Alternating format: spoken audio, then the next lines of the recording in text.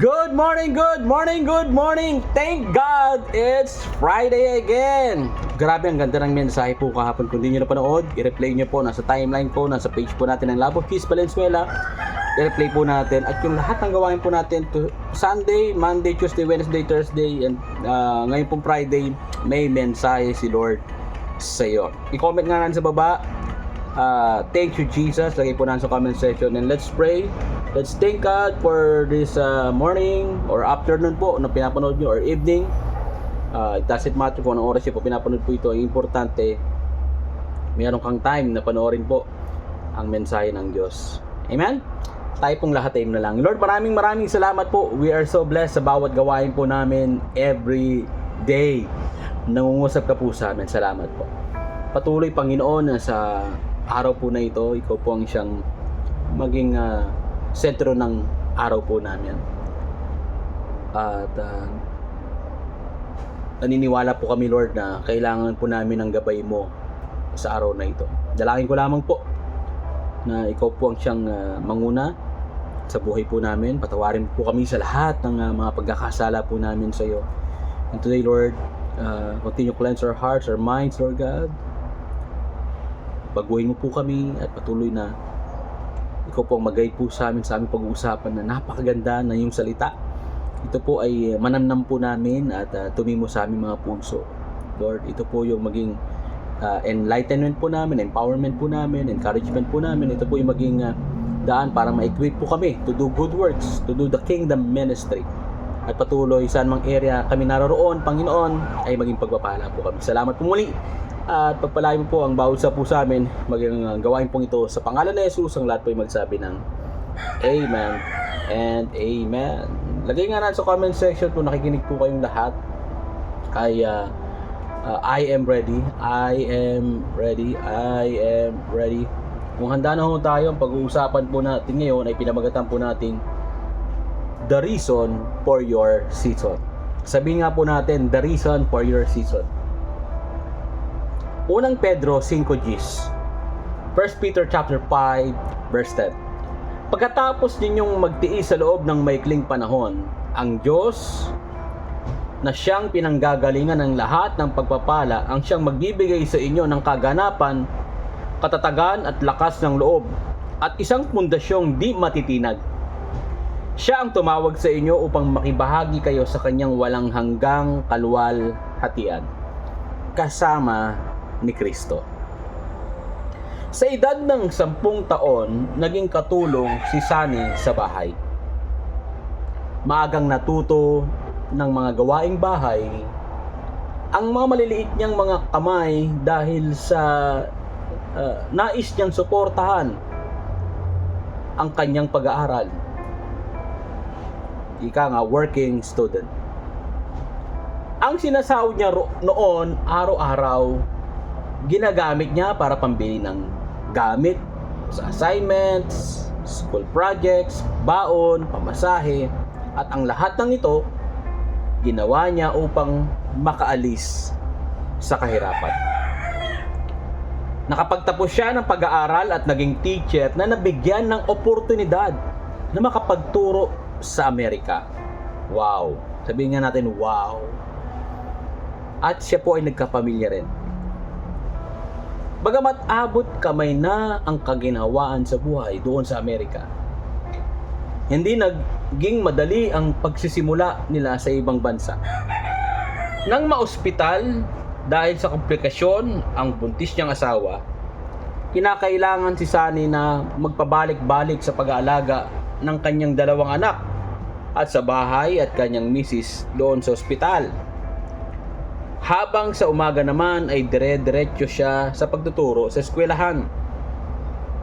Sa gitna nito, isang bagay ang kanyang napagtanto o na-realize. I thank God because if I had not been a houseboy when I was young, I do not know how I would be able to survive with all the multitasking I had to do in the US. May purpose pala kung bakit siya naging kasambahay dati dahil magagamit niya ito in the future.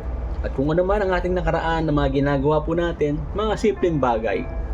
Natuto tayo na mamalansya, maglaba, magluto, or magkumpuni ng mga gamit. May purpose ang lahat ng yan. At gagamitin mo yan in the future. Amen? Baka mamaya, dahil magaling kang magluto, no? Meron kang tinatawag na pinakamasarap mong iluto. Ikaw pala ay magiging chef someday or magiging may-ari ng isang malaking karinderya katulad ng Duyan Kainan. Shout out. Praise God, no? And then may purpose si Lord sa lahat ng bagay. Have you ever realized something like this? Na kaya pala hinayaan ni God to go through the specific hardship is because He was preparing you for something bigger. Hello! Ngayon, alam na po natin kung bakit tayo naghirap dati nung bata pa tayo. May purpose pala si Lord. May purpose pala si Lord. Lagay nyo nga sa comment section.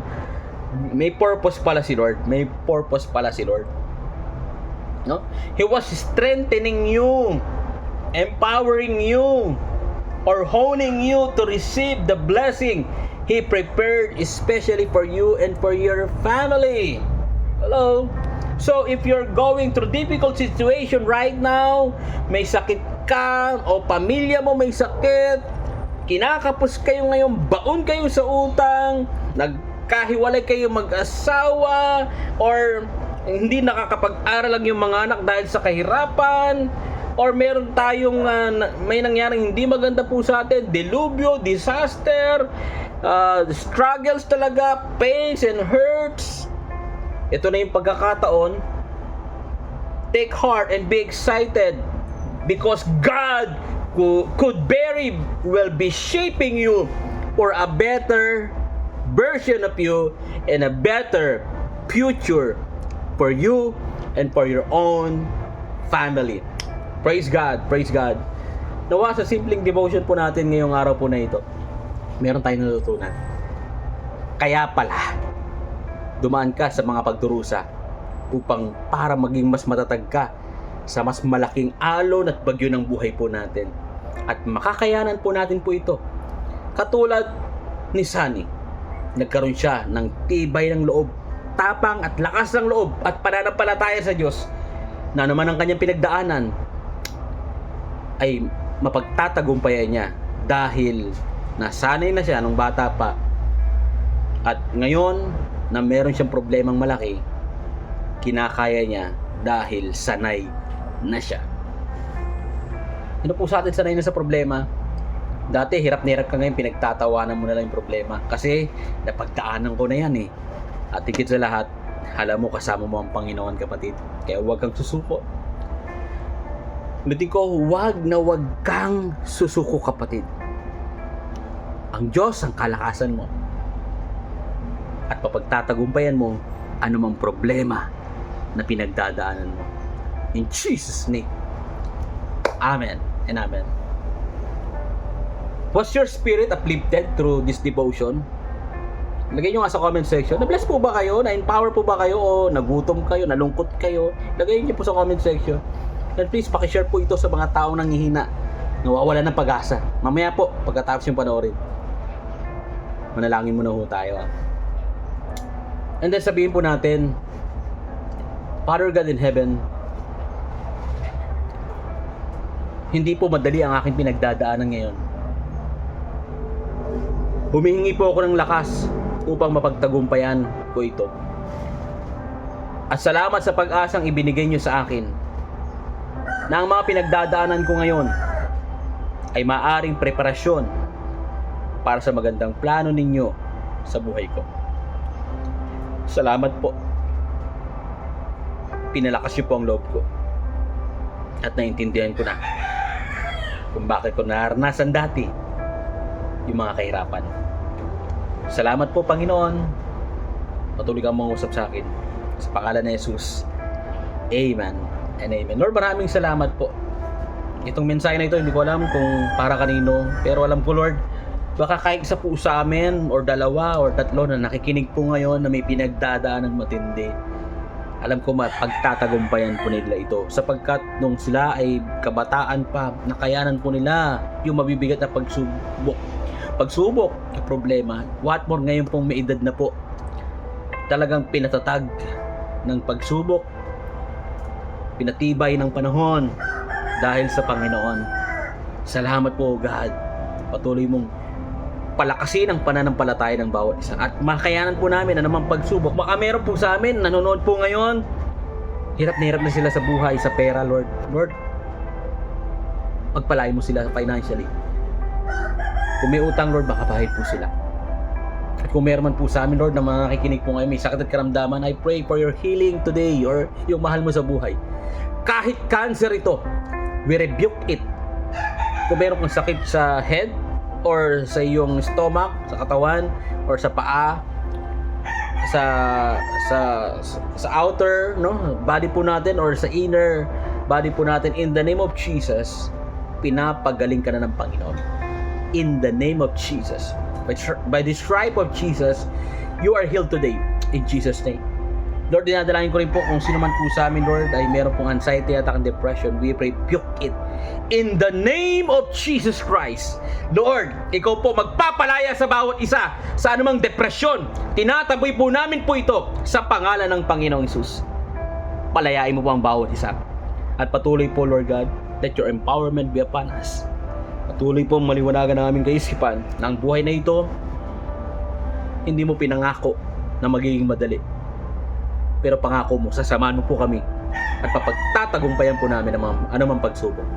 Salamat po muli, Panginoong Diyos. Ngayong araw po na ito, sa Team Live at Team Replay po namin, at sa mga nanonood sa kinabukasan. The Lord bless you and keep you. And the Lord make His face shine upon you and be gracious to you. And the Lord turn His face toward you and give you peace. Ang problema na meron ka, papagtatagumpayan mo. Sa pangalan ni Jesus, ang lahat po ng bless po ngayon ay sumigaw ng malakas na Amen and Amen. Praise God! Are we blessed today? Kung blessed po tayo, bukas manood pa rin po tayo ng gawain po natin. Huwag po tayong absent kasi ang ganda po ng mga mensahe po natin araw-araw. Pwede po ba? Papalambing naman po, pakishare ang video po natin, pakikalat po natin sa social media at sa inyong mga kapamilya, kaibigan, kakilala, every friends, at nawa sila po rin po ay may bless. I-share nyo po lalo na po ito sa may mga taong nahirapan na po sa buhay. Bakit ito na yung pagkakataon na lumakas po ang kanilang loob at pananampalataya sa Diyos. Ako po ay excuse me po, lumakas ang kanilang loob. Kaya ngayon pa lamang po, i-share po natin ang video po na ito. Maging pagpapala po ito sa maraming tao. At kailangan nyo ng tulong, i-PM nyo lamang po ako. At kung meron po kayong suggestion, comments, or prayer, counseling, kailangan nyo po ng birthday prayer or dedication po, child dedication, kasal, meron tayong kilalang pastor na nagkakasal, or house blessing, i-PM nyo lamang po ang inyong lingkod. At patuloy ng pagpapala ng Diyos ay maranasan po natin lahat. Salamat po and see you tomorrow.